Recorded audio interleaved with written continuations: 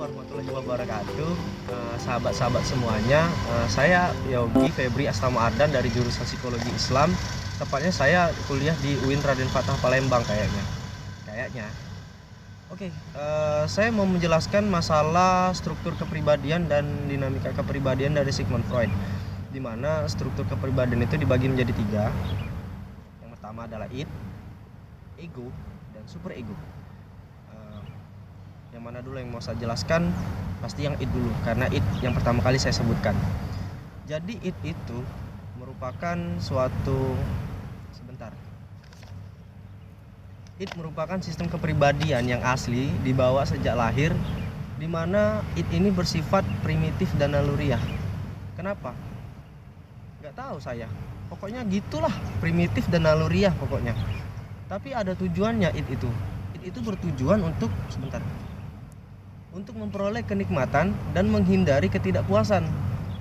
Jadi ibaratnya itu kamu nggak suka dan nggak puas, dihindarin, mungkin dengan cara berlari kali. Oke, yang kedua adalah ego. Saya baca naskah karena saya nggak tahu. Ego itu adalah tugasnya itu sebagai pelaksana. Jadi ego itu kalau misalkan id-nya itu udah ada, terus dilaksanain, itu namanya ego.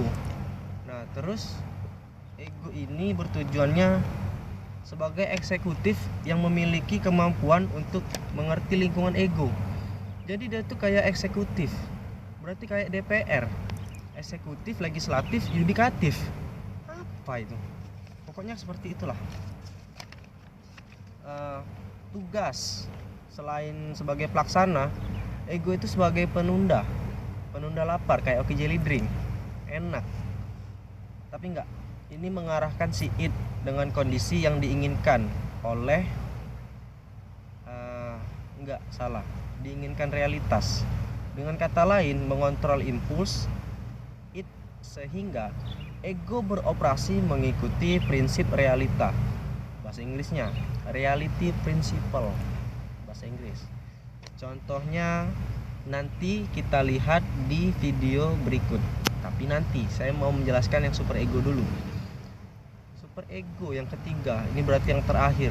Superego itu adalah sistem kepribadian yang merupakan nilai-nilai dan aturan yang bersifat evaluatif. Nah, jadi ibaratkan kalian ingin membeli sesuatu. Ini contoh. Tetapi superegonya bertindak. Tindakannya itu adalah merupakan sebagai contohnya antara baik dan buruk. Misalkan kamu pengen beli HP ya, handphone, terus superegonya bergerak, dimana superego itu memberikan arahan antara kamu mau memilih yang satu ataupun yang lain. Nah, dengan kata lain seperti pertimbangan. Nah, bisa diibaratkan seperti pertimbangan ya. Nah, nanti contohnya akan kita lihat di video yang satu ini. Check this out.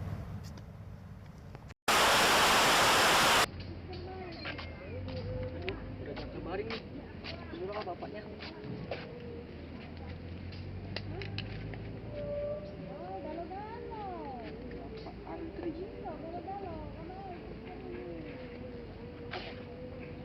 Halo, assalamualaikum Pak. Waalaikumsalam. Bapak sekarang di mana? Saya udah di Jakabaring nih. Bapak di mananya? Tempatnya di lapangan tembak. Oh, di lapangan tembak ya Pak. Oke Pak, saya segera ke sana. Oke, assalamualaikum Pak. Waalaikumsalam. Ya.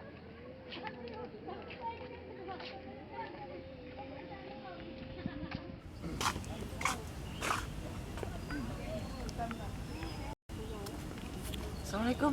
Waalaikumsalam. Pak Aldri. Ya. Pak, ini Ya, ada apa? saya mau bertanya Pak. Ini yang masalah tugas kemarin Pak. Oh, masalah tugas kemarin. Saya masih belum paham Pak. Gimana ini? Masih banyak yang belum paham. Coba yang mana yang belum paham? Ini nah dari yang pendahuluan Pak. Pendahuluan. Iya. Oh ya, pendahuluan. Pendahuluan ini kan kemarin sudah saya jelaskan. Kalau di awal kalimat itu huruf kapital, judulnya tebal, halamannya di bawah tengah. Mengapa kamu tidak membuatnya sesuai dengan anjuran saya? Ya, tapi kan saya belum paham, Pak. Masih banyak yang saya belum mengerti, Pak. Kamu ini bagaimana? Kan kemarin sudah Bapak jelaskan. Inilah akibat jika kamu tidak memperhatikan materi dari Bapak. Kalau sudah begini saya tidak mau tahu. Intinya, minggu depan tugas ini harus selesai. Mengerti kamu? Pak, saya memang salah, Pak. Tugas ini saya kembalikan. Silakan kamu perbaiki. Saya masih banyak urusan. Saya akan Ya, bagus kalau begitu. Ya, saya permisi dulu, Pak. Ya, Assalamualaikum, Pak. waalaikumsalam. Duh, mana sih Bapak ini? Semuanya salah. Daftar isi salah, cover salah, pendahuluan salah, sebenarnya salah. Padahal saya sudah ngerjain sudah bener. Bapak.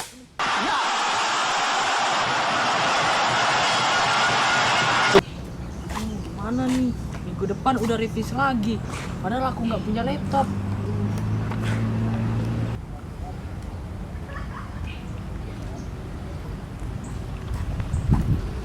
Bro, Oi bro, apa kabar bro? baik bro.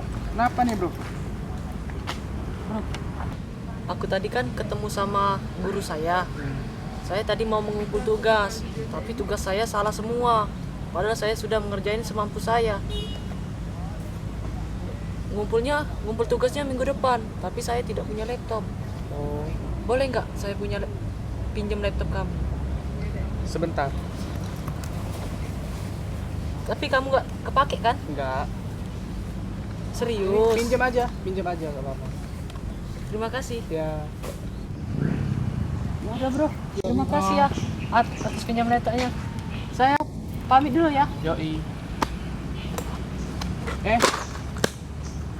Jantung berdebar-debar, rasanya tak menentu, hati bergetar-getar.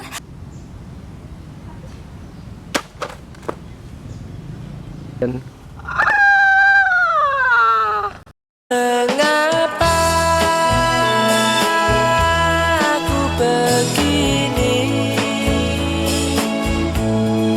Jangan kau mempertanyakan.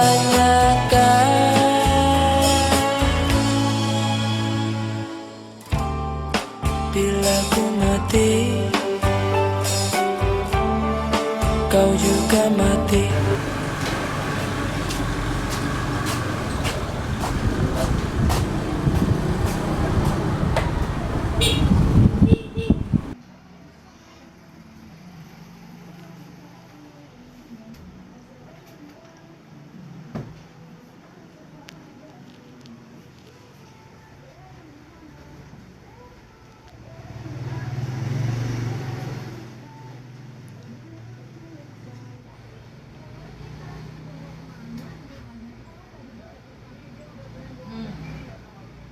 Daripada laptop ini aku balikin sama kawan saya, mending laptop yang aku jual, dapat duit. Jangan, itu punya orang lain tahu. Tapi kan sayang kalau nggak dijual, uangnya aku bisa beliin sepatu. Jangan, tetap punya orang, nggak boleh. Gimana ya? Kameramen gimana? Apanya? Jual atau enggak? Lanjut bro. Oke bro. Yoi.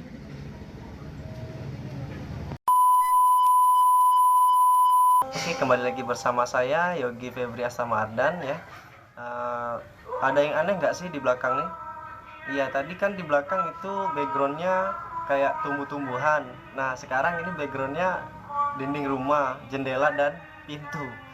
Ya, saya udah sampai di rumah dan saya mau menceritakan masalah video tadi. Jadi video yang kamu lihat tadi, yang kalian lihat tadi, bahwa dalam video yang pertama itu dijelaskan masalah id, tentang naluri primitif dan sifat primitif dan naluriah. Nah, di sini sang pemeran utama yang sebagai mahasiswa yaitu Oscar, dia itu kan tadi ceritanya meminta agar dosennya memberikan penjelasan dan memberikan pengertian dari apa yang dimaksud oleh Oscar. Tetapi secara tidak langsung si dosen ataupun gurunya itu tidak memberikan respon yang baik, malah memberikan suatu peringatan bahwa tugas harus dikerjakan dengan cepat. Nah, it-nya itu timbul pada saat Oscar menendang sebuah botol minuman. Karena apa? Karena Oscar memiliki ketidakpuasan hati, makanya itu termasuk dalam menendang botol tadi. Lalu masuk di ego. Pada saat ego itu video yang kedua itu mengenai peminjaman laptop. Jadi ada satu adegan di mana Oscar itu meminjam sebuah laptop kepada temannya. Jadi egonya itu bergerak, ya, sebagai pelaksana dari it, karena ingin mengerjakan sebuah tugas tadi kan. Jadi ia meminjam laptop. Lalu kemudian super ego. Pada saat adegan terakhir itu super egonya mulai berkembang, yaitu pada saat dia berpikiran positif dan negatif. Negatifnya, ia berpikir bahwa lebih baik saya menjual laptop ini daripada saya harus mengembalikannya kepada pemilik aslinya. Tetapi dalam hal positif itu terjadi suatu percakapan antara perasaan. Dia berkata bahwa jangan, karena itu tidak boleh dan dilarang. Tapi sayang sekali kameramen berbicara oke. Artinya laptop itu harus dijual. Tapi itu semua bercanda. Itu hanya skenario dan aslinya itu tidak baik, jangan dicontoh. Oke. Halo, balik lagi. Nah, ini saya mau menjelaskan dulu masalah dinamika kepribadian mengenai kecemasan. Nah, kecemasan ini adalah suatu keadaan tegang di mana kita dimotivasi untuk berbuat sesuatu. Ini menurut Freud. Nah, kecemasan ini bersifat emosional. Lalu ini memberikan kondisi yang tidak menyenangkan. Nah, artinya apa?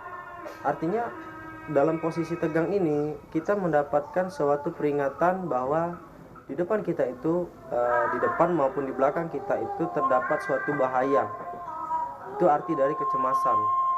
Nah, ingin tahu bagaimana cerita selanjutnya? Tetap di video yang satu ini.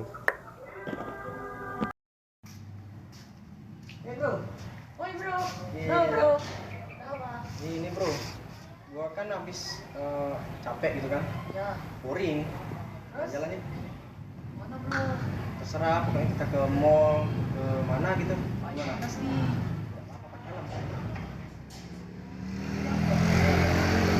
Jam lah. Ya mau. Apa lah? Kamu kita ke dulu sama teman. Di parkiran. Aku cari dulu ya. Sip, gua tunggu di parkiran.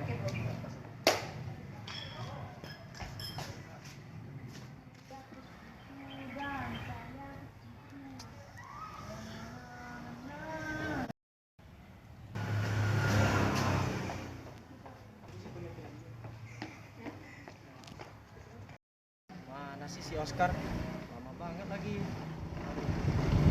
Ada apa yang udah? Woi bro. Lalu, lama banget Ah, bro. sorry bro, aku tadi lagi nyari helm. Panas bro, gimana sih? Terus helmnya nggak ada bro. Lah, terus gimana dong? Apa aku pinjam aja ya? Itu ada helm Aldrin. Mana? Itu. Tapi Aldrinnya nggak ada. Jadi gimana? Gak apa-apa ya, aku pinjam aja. Ngomong dulu dong. Nah, Aldrinnya nggak tahu di mana. Mana ya? Aku Gini pakai deh. aja deh. Ya udah kamu pakai dulu aja, nanti mungkin dia cari-cari juga kan. Nanti dia pasti telepon tahu. kan.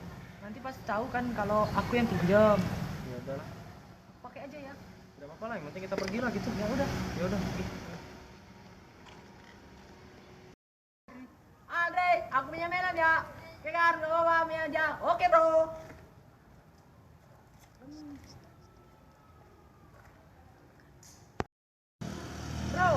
Dapat bro. Wah, canggih bro. Gimana bro? Langsung apa? Langsung bro, berangkat. Oke. Pegangan bro. Oke bro, pelan-pelan ya bro. Oke. Aku takut nih bro. Oke oke.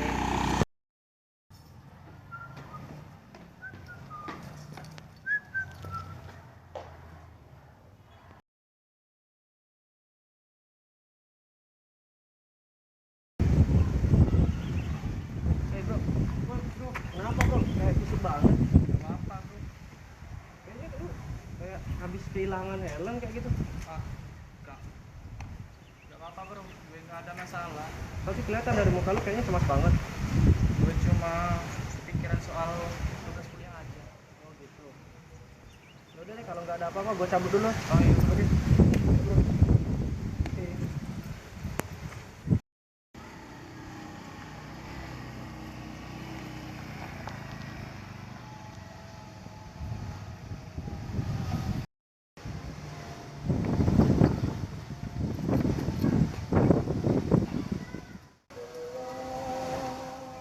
Bro, aku mau balikin helm aja dulu ya. Nanti dia cari bro. Oke oke oke. Udah aku takut dia cari. Oke, sip sip. Aku pergi dulu ya. Iya. Salam. Alre, aku balikin helm ya. Makasih. Oke Kak. Oke bro.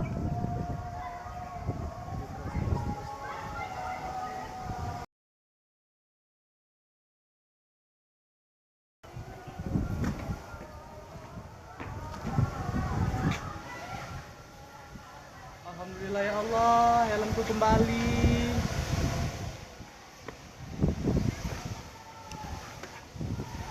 So you can doubt